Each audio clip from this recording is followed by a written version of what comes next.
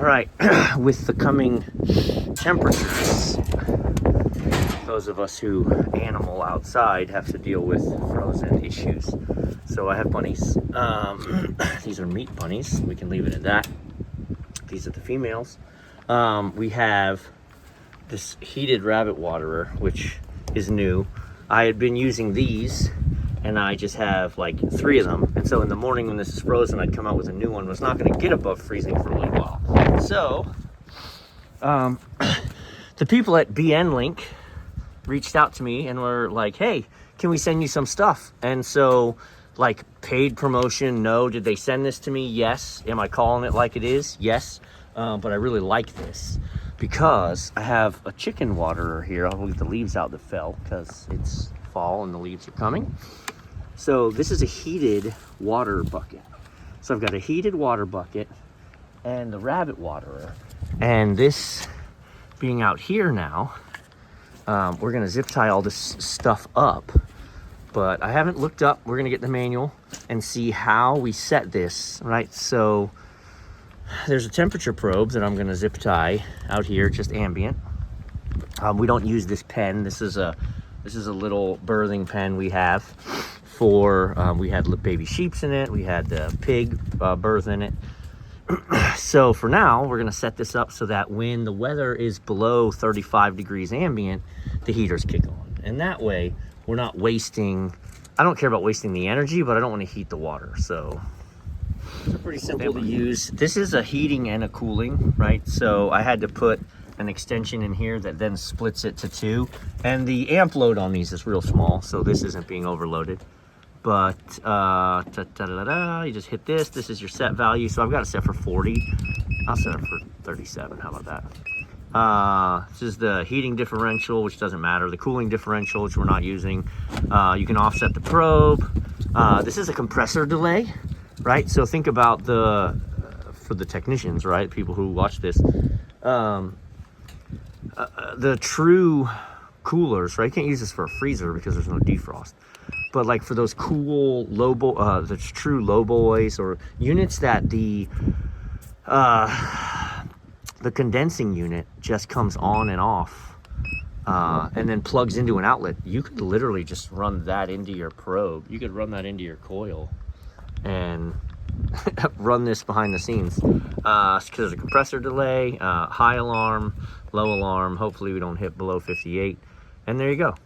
So when the ambient temperature strapped right there is less than 37 degrees, our heating circuit is activated, which means I won't have frozen bunny water or chicken water. So I'll put the link to this. Again, this is like for, I don't say fermenting, right? For greenhousing, you can have, right, a heating, it's maintaining, right? Like if you do kegerators and stuff like that, I could see where this is useful. It's pretty inexpensive, and to be honest, the quality seems pretty good. So, we'll see how it holds up for this winter blast. And I've never really talked about the bunnies. They're great, but check it out. So I made this out of old NSF green shelves, right? I've got the posts. I ran screws in. I ran metal, built this little top for it, and then the way these are, look, I just ran wire around it. This was years and years ago. Four years ago I made this. So just wrapped everything that way, and putting these on their side gave me lips to put tiles in for the bunnies so they don't have to live their entire life. This is nice because the waste drops through and creates a very nice access to farming soil. So, but that's the girls.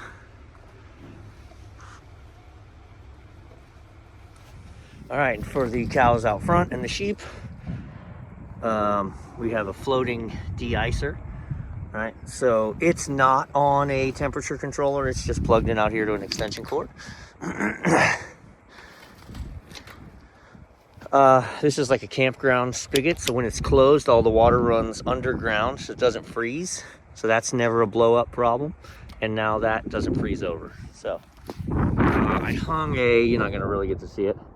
I hung a moving blanket on one side of that house, so they have that kind little shelter. And then we've got another little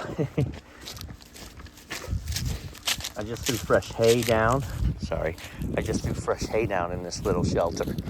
I have a separate little shelter for the sheep if they want it. It's right here.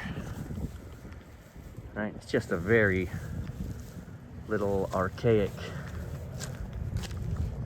It's open on the opposite side from us, but I mean, I just used old roofing panels and some 2x4s and slung it together, threw hay on the inside. So a lot of you are in places that you're used to the cold. I mean, here in North Georgia, I mean, it gets cold. It snows, not much. You know, the Atlanta, what happens when it snows, you're gonna find out this weekend.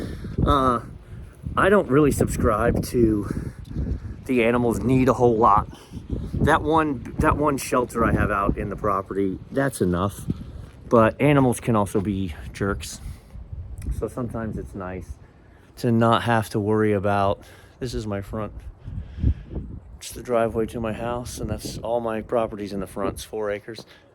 But you know, that little shed right there, which is in, yeah, I guess it's right there.